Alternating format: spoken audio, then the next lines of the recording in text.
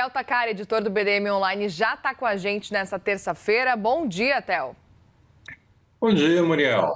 E a novela do Banco Master aí ganha novos capítulos neste início de ano, aí, após o ministro do Tribunal de Contas da União, Jonathan de Jesus, ter autorizado a corte aí a fazer inspeções com a máxima urgência nas dependências do Banco Central para apurar aí todos os passos dados no âmbito do processo de liquidação do banco. A inspeção, que pode ocorrer ainda nesta semana, né, levantou aí questionamentos sobre quais seriam os limites de atuação do TCU, com críticas de que a corte estaria extrapolando sua competência. O TCU quer ter acesso aí à íntegra do processo do Master para avaliar se o Banco Central se precipitou ao determinar a liquidação do banco. O setor financeiro reagiu a essa decisão do TCU e divulgou uma nota conjunta ontem aí, defendendo a atuação do BC, reiterando a plena confiança nas decisões técnicas e reforçando aí a importância de preservar a independência da autarquia, né? Entre as 11 entidades aí que assinaram esse documento de apoio ao BC estão representantes dos bancos, das fintechs e de cooperativas de crédito, como a Confederação Nacional das Instituições Financeiras, a FEBRABAN e a ZETA. Os auditores do Banco Central aí observam que a inspeção é incomum e amplia a insegurança jurídica.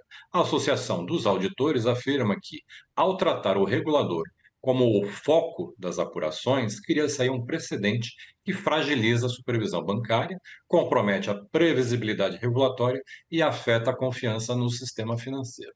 Os técnicos do próprio TCU defendem aí que o tribunal não poderia interferir na liquidação determinada pelo Banco Central, e muito menos agir para tentar reverter aí a decisão da autoridade monetária.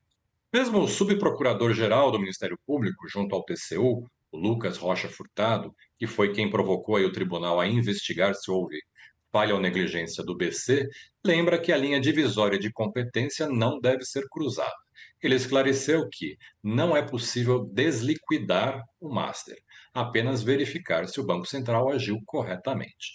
Já o presidente do TCU, ministro Vital do Rego, disse que não paira qualquer dúvida sobre a competência da Corte em fiscalizar o BC, sem prejuízo da autonomia técnica e decisória do Banco Central.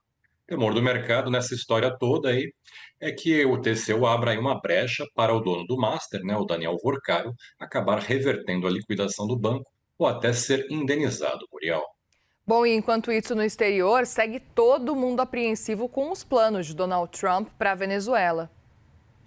Pois é, Muriel. Em uma entrevista que ele concedeu ontem à noite, né, na rede TV NBC News, o Trump descartou aí realizar eleições na Venezuela nos próximos 30 dias, alegando aí que o país precisa antes ser consertado durante essa transição de poder.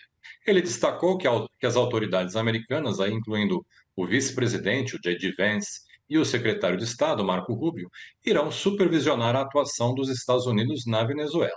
Trump também disse que a presidente interina da Venezuela, a Delcy Rodrigues, formalmente empossada ontem, está cooperando, depois, obviamente, que os Estados Unidos ameaçaram em realizar um novo ataque caso o governo de Caracas não aceite aí as exigências americanas. O presidente americano ordenou aí a abertura do mercado de petróleo venezuelano para as companhias americanas, o que fez aí a alegria das ações do setor em Nova York, né, ontem. Né? Os papéis chegaram a subir até 10%. Já o barril de petróleo subiu um pouco mais que 1,5%, tendo aí como pano de fundo o aumento da tensão geopolítica global. Entretanto, os analistas afirmam que essa tendência de excesso na oferta global de petróleo, no longo prazo, tende a empurrar os preços para baixo novamente nas próximas semanas. No caso do Brasil, especificamente, a principal preocupação nessa história toda, né, da crise da Venezuela é a forma como o governo brasileiro pretende reagir, já que os Estados Unidos ainda mantêm o tarifaço de 50% sobre as importações de diversos produtos brasileiros. Né? Pelos cálculos aí do Ministério de Desenvolvimento, Indústria e Comércio, cerca de 22% dos produtos brasileiros que são exportados para os Estados Unidos ainda seguem com uma cobrança de 50%. Portanto, subir o tom aí nessa contestação da invasão dos Estados Unidos à Venezuela pode não ser uma boa ideia para o Brasil. Muriel.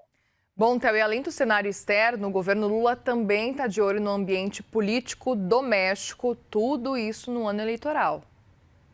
Pois é, né? O governo vai tentar aproveitar essa crise na Venezuela aí para valorizar a defesa da democracia e ampliar a pauta sobre soberania, né? No evento que o Palácio do Planalto vai promover aí nessa próxima quinta-feira, dia 8 de janeiro, para lembrar dos ataques lá em Brasília contra os três poderes que aconteceram nessa data 3 anos atrás, né? O presidente Lula planeja anunciar durante o evento o seu veto ao projeto da dosimetria, que foi aprovado pelo Congresso no final do ano passado, reduzindo aí a pena de Jair Bolsonaro e de outros condenados pela trama golpista e pelos atos de 8 de janeiro de 2023. Porém, aliados do governo têm aconselhado o presidente a evitar essa dosimetria nessa data, né, escolher um outro dia. Eles temem que oficializar o veto justamente no 8 de janeiro, o Lula vai provocar ainda mais ruídos no Congresso, piorando a relação entre o executivo e o legislativo, que já anda bastante turbulenta, né? O presidente do Senado, Davi Alcolumbre, e o presidente da Câmara, Hugo Mota, ainda não confirmaram presença nessa cerimônia do 8 de janeiro.